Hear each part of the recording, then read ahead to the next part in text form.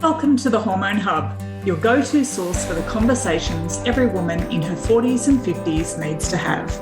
I'm your host, Kylie Pinwell, your nutritionist helping you navigate your way through perimenopause, menopause and beyond so you can say goodbye to the endless fatigue, unexplained weight gain, hot flushes, PMS, mood changes and more that come on this hormonal roller coaster.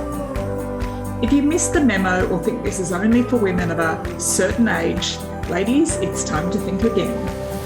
Now sit back, relax, and enjoy the show. Don't forget to hit subscribe so you don't miss any of my latest episodes, which are released every week. Share it with your friends, your sweaty sisters. The more we talk, the more we help each other. Hello. Welcome back to the Hormone Hub podcast, your go-to source for all things related to women's health, hormones, perimenopause, menopause, and all the fun things. I'm your host, Kylie Pinwell, and today we are having a look at the importance of iron, and particularly your levels during perimenopause and menopause, because iron plays a crucial role in so many of our, body functions. And when we have an iron deficiency, it can certainly lead us to a range of symptoms and health issues. And oh, yeah, like so many of our blood tests, normal is not okay. We want it to be optimal. So we're going to jump into the connection between iron and hormone balance. And, I'm going to give you some practical strategies that you can use to ensure that you have adequate iron levels. Now, just as a precursor to this, I have just spent the weekend at a women's wellness conference, and we had lots of speakers on all things from iron status in women and the connection to women's health to adenomyosis and endometriosis, the connection between the pill and mental health, the connection between, women's hormones and burnout. That's not going to come as a surprise to too many of us, and so many other great topics. So it's given me, some great sort of clinical insights and, little gems that I'm going to share with you over the next few weeks of podcasts, just to kind of keep you up to date with, the latest. So for those of you who don't know, I'm actually a clinical nutritionist. So my qualification is in nutritional medicine, and I'm accredited with the Australian Traditional Medicine Society, or ATMS. And part of our accreditation is to, ensure that we have ongoing and continuing professional development. So this means we're up to date with the latest research, the latest, clinical practices. It's all evidence-based. So there's a lot of, let's face it, there's a lot of BS floating around on Facebook land, but, I'm trying to do what I can to make sure that you're informed with credible knowledge and also give you the practical things that, you can do with that as well. Alrighty, so let's jump in to, have a look at the connection with iron and women's health in general. It's not really exclusive to perimenopause and menopause, but a lot of the symptoms do overlap. So where we're sort of might be looking at, oh my God, is that perimenopause? Oh my God, is that menopause? It can also be, and I think we because we're sort of focusing on hormones, we kind of sometimes, unless we've got that blood work in front of us, we can often miss the, importance of actually what's going on with your iron levels as well. So it's certainly something that I look at with all of my clients when we go through their blood work. But, for all of you out there listening, who may not be a client of mine, I just sort of want to flag the whole iron thing and what it means for you. So like I said, there is a big crossover between the symptoms of iron deficiency and, some of the perimenopause and menopause symptoms. And if we know how to, deal with this and address iron deficiency properly, it can oftentimes alleviate some of these symptoms. So when we're looking at iron, like a big one, and the obvious one we all would think of is fatigue and exhaustion. And again, it's a busy time of life. So there's a lot of underlying things, that can potentially cause this fatigue. So certainly iron is one of them. Shortness of breath is another one. So, if you've been following my Instagram recently, you know that I've been doing lots of walking and lots of hiking because I have a Larapinta trek coming up, which I'm very excited about. And I have been doing my best to up my fitness. And then some days, I do notice that out of breath kind of, feeling. And I have always been prone to sort of low iron as well. So it is something that I'm very aware of. Shortness of breath is another. Heart palpitations and chest pain as well. And again, if we've got those symptoms going on, we do want that medically checked, of course, every time. Dizziness and lightheaded can also be a sign of low iron. Also, as can low blood pressure, as can low blood sugar. So again, there's lots of crossovers with a lot of these symptoms. So it's good to be aware that there's multiple causes and get them all checked out. Now, a big one I see is hair loss. And I think, because it does freak out a lot of women for good reason when we're washing our hair and all of a sudden we're losing big handfuls. So certainly my first port of call would be, definitely low iron. So if a client comes in and she says, oh my God, I'm losing hair, low iron, that's where I'd start. Then, low iron, low thyroid can also lead to, hair loss. And we'll talk about the link between low iron and low thyroid. And also if there's, the good old changing hormones. So lower levels of estrogen can also impact, that loss of hair. So it's that multi kind of factorial thing that we need to think about. Now, but if we can address the low iron, it can stop that hair loss in its tracks too. Brain fog is another, thing that we can attribute to hormones, but we can also attribute that back to low iron as well.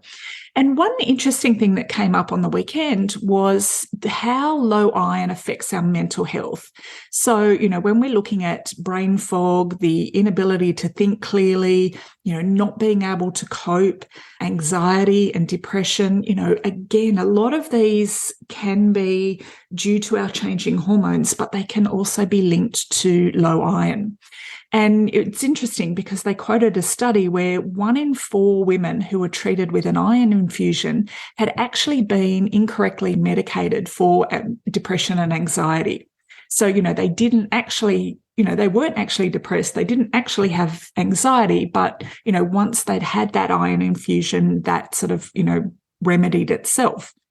And the reason why, because iron is an essential nutrient for all of our neurotransmitters, the development, the function of them. So it's responsible for making those neurotransmitters and ensuring they fire off properly to our brain to keep us happy. Other signs of low iron can be headaches. It can be muscle cramps. We always sort of think magnesium first for muscle cramping, but it can also be low iron. Restless legs is another one too. So if you're, one of these, it's really common, lying in bed and all of a sudden your legs sort of kick out, randomly. It's called restless legs and often can be linked back to low iron. Now, another really interesting one, which I don't think I've talked about this before, is, low iron can cause heavy periods. Okay, so, and then obviously heavy periods can also cause low iron. So it's that chicken and an egg thing. But certainly when we're in perimenopause, our periods are changing. For a lot of women, their periods become heavier. And, it's interesting to get that iron checked and, address that iron deficiency to help with, as well as hormone imbalancing, but also address that low iron to help with that blood loss as well. So iron is important because it plays a huge role in our body. It helps the production of our red blood cells. It helps oxygen transport around our body. It's essential for, energy metabolism, and it helps with our production of ATP, which is our main kind of energy currency in our body. Iron's also essential for our thyroid function, which is responsible for our metabolism, together with zinc, selenium, iodine, and a whole bunch of other nutrients as well. So it's really important, to support our mental health, our immune health, our overall vitality and energy, that we work on supporting our iron levels as well. And it's good to know that not good, but interesting to know that iron deficiency is one of the most common nutrient deficiencies worldwide. And, it makes sense that it actually affects more women due to, that monthly menstrual blood loss as well. This Hormone Hub episode is sponsored by The Well-Balanced Woman. If you've been on a hormonal roller coaster, feeling bloated, your digestion isn't the best, and you're sick and tired of feeling lethargic with your weight creeping up, then this is the right program for you. I'm right there with you across the 12 weeks to hold your hand, and I'll give you a loving kick up the bum if you need it. The Well-Balanced Woman is your personalised 4-phase program created to help you regain your energy, balance your hormones and fire up your metabolism so you get the results you're after. The link with all the details is on our show notes or over at kyliepinwell.com/well-balanced-woman. So what are the causes of low iron? All right, so first up, and there's a number of different things, but first up is, how are we getting it from our diet? Okay, so certainly, animal products, red meat are the easiest form for our body to digest. So there's a protein that's transported, with the iron, and it lands on our gut cells. Our gut grabs that iron and brings it into the cells. So this is what we call our heme-based iron. So, so that's the easiest one. It's 10 times more effective for our body to absorb iron from meat than it is from plant-based sources of iron. Now, this is not to say that, I'm advising you to start eating meat. So if you've chosen a vegetarian or a vegan diet, it's an individual choice, and I'm totally happy to support you in that. And I certainly support my clients in that. But my advice is to, simply just not exclude meat, but instead, make sure you've got a well-constructed diet and it's balanced to give you that full nutrition support. If you are not having animal sources of iron, you need to consider, where is your iron coming from? Where is your zinc coming from? Where is your B12, your omega-3s, all of those things that are readily available in animal products. You need to sort of work a bit harder and take responsibility for your nutrition as well. Make sure you are getting those nutrients into your diet. So whether that is in the form of, multivitamins or, iron supplements. And also too, I would recommend, for everyone, not just for plant-based eaters, but a regular blood test every year just to keep an eye on where your iron is at, because, it's so important because it does have all those knock-on effects further down, and other impacts on your body as well. Okay, so the next reason that we might have low iron stores is we might not be absorbing it. Okay, so if you're not absorbing iron, your levels will slowly fall over time.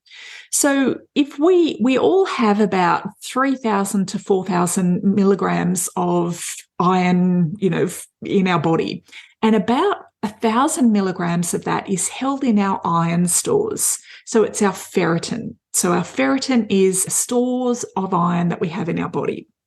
So to maintain that, we just need to absorb about 2 to 4 milligrams of iron a day. So it can take a long time to, develop an iron deficiency. So, what they talked about on the weekend was it can take 3 to 7 years to develop iron deficiency. And at that point, your body is sort of empty of iron and you need about 1,000 milligrams to catch up. And when we're looking at sort of restoring an iron level, it's really hard to do that on diet alone, okay? So our iron is absorbed in what we call our duodenum. So it's the little bit of the small intestine that sits just beyond the stomach. So this is where, if we were to have gastric bypass surgery, and this is where people who've had weight loss surgery can become nutrient deficient. It's also the section of the gut that's affected by celiac disease. So, just not absorbing those nutrients from food.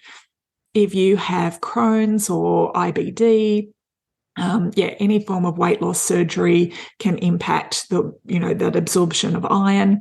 Medications can also inhibit the absorption of nutrients. So things like antidepressants, anti-anxieties, PPIs, beta blockers, there's a huge range, statins, and also the contraceptive pills. So these can all inhibit the way we absorb iron. Another really interesting thing that came up on the weekend was the fact that we never actually recovered our iron stores after pregnancy. So, if we have 3,000 to 4,000 milligrams of iron, floating around our body and 1,000 in stores, if we lose 500 of those just during childbirth and then another 500, making a placenta and growing a baby, a lot of times, we give birth, we lose blood, we deliver that placenta, the baby, and then we never actually recover. So we're exhausted anyway. We've got baby brains, so we've got that brain fog going on. Postpartum depression, there's a link that they found with postpartum depression and low iron. So if we've never actively worked on recovering our iron stores, it could well be, and we've continued to go on and have periods, every month. So we're constantly sort of losing that blood level and that iron stores, and we're not actively replenishing it.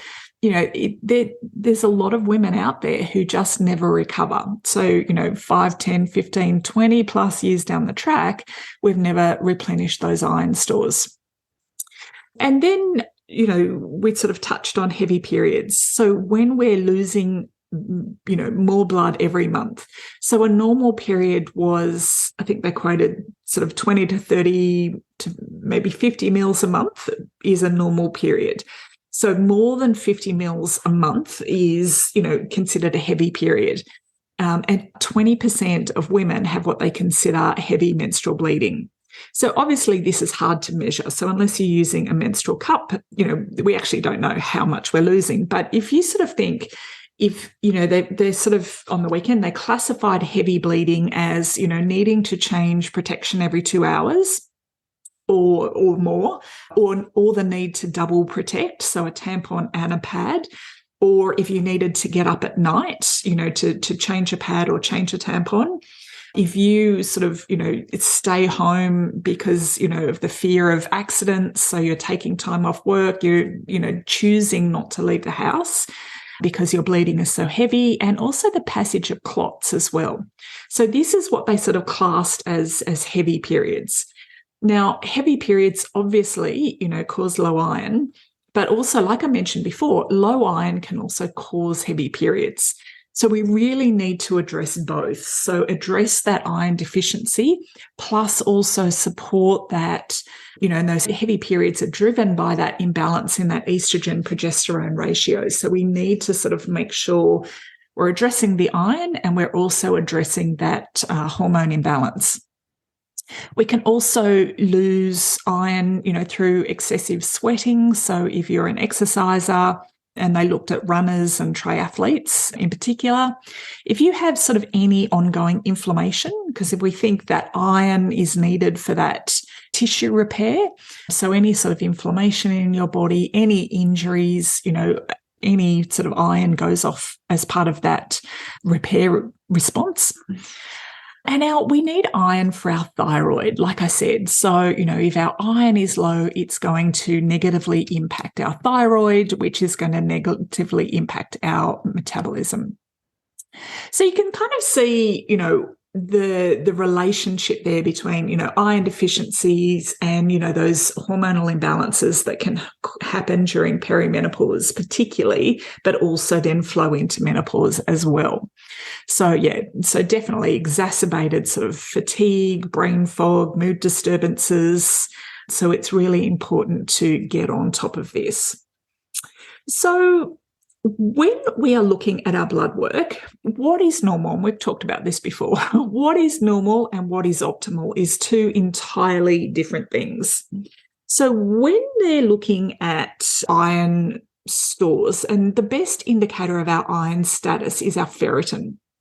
So ferritin shows us how much iron we have stored. So ideally, optimally, we would have between sort of 60 to kind of 120.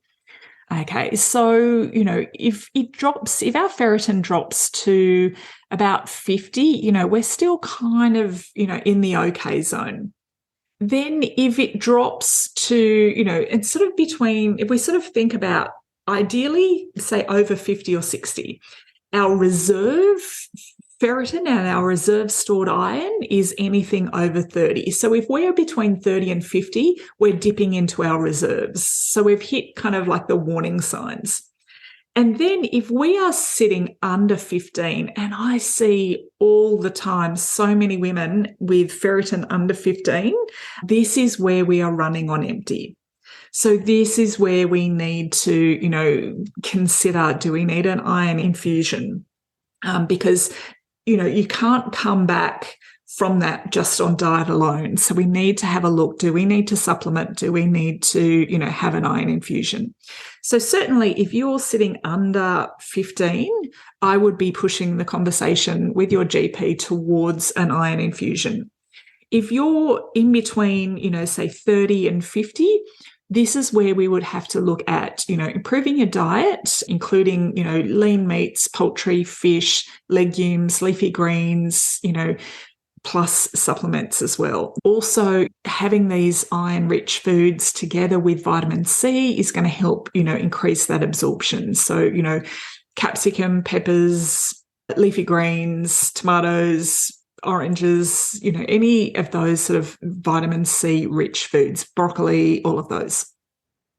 And then, including foods high in iron, so obviously we've got the animal base, but if you're vegetarian, vegan, we need to have a look at, things like tahini, tempeh, tofu, watercress, spinach, sunflower seeds, pumpkin seeds, sesame seeds, pine nuts, parsley, miso, hazelnut, those sort of foods to get, that plant-based iron in, again, together with that vitamin C. So when we are looking at supplementing, so, certainly, like I said, anything. If you're under 50, we need to look at supplementing just to sort of boost that iron absorption. Now, the problem is with a lot of the over-the-counter iron supplements, they come in a form that, creates anything like constipation, stomach cramps, nausea, diarrhea, and when the iron supplements that are meant to be helping us, with that start creating extra symptoms, it's not the right form. So, and again, it means that we're not going to absorb the nutrients and the iron we need from those supplements. So I recommend getting a therapeutic dose of iron in the form of biglycinate. So this bisglycinate, it is better absorbed by your body and it's more likely to make a difference. So ideally we want 20 or more milligrams of elemental iron in that bisglycinate form. And, you might pay a few more dollars for those supplements, but at least it's going to be better absorbed and more likely to make a difference. So again, it's going to take time to come back from that. So you need sort of full iron supplementation, for at least 6 months, and then get tested again before you come off it. And, if you need to be on those supplements for a longer period of time, then, so be it. We want those levels over 50. If you are not responding to the supplements, again, I would sort of encourage you to have a look at, do you need an iron infusion? Now, I just sort of wanted to mention here, thalassemia. This is an inherited disorder whereby the body has sort of like an abnormal production of the chains of hemoglobin. So it's often seen in people of Greek, Italian, Middle Eastern, South Asian, and, African descent. It often presents with similar symptoms to iron deficiency. And, you can still be anemic and have thalassemia, but It means that your body doesn't get rid of iron as easily. So if you know you have thalassemia or your iron, your ferritin levels are particularly high, it's worth sort of getting that checked out. And then in that case, iron supplementation is definitely not for you. So I just sort of wanted to make that clear, that it's always a good idea to test your bloods first and then go. All right. Well, I hope that was helpful. I know I've just blurted a whole lot of information at you, but yeah, if you need any help with supplements or recommendations on which brands I would use or suggest, then, just hit reply and let me know. Okay, everyone, I will see you in the next episode. Bye for now. Thank you for taking the time to listen today. You can head on over to the show notes at kyliepinwell.com/podcast, where you'll find all the links, and I have a little bonus surprise waiting for you. Before we go, it would mean the world to me if you head on over to your favourite podcasts channel, subscribe and leave a review. Make sure to screenshot it, DM it to me so I can thank you personally. Then stay tuned for next week's episode. Can't wait to see you then.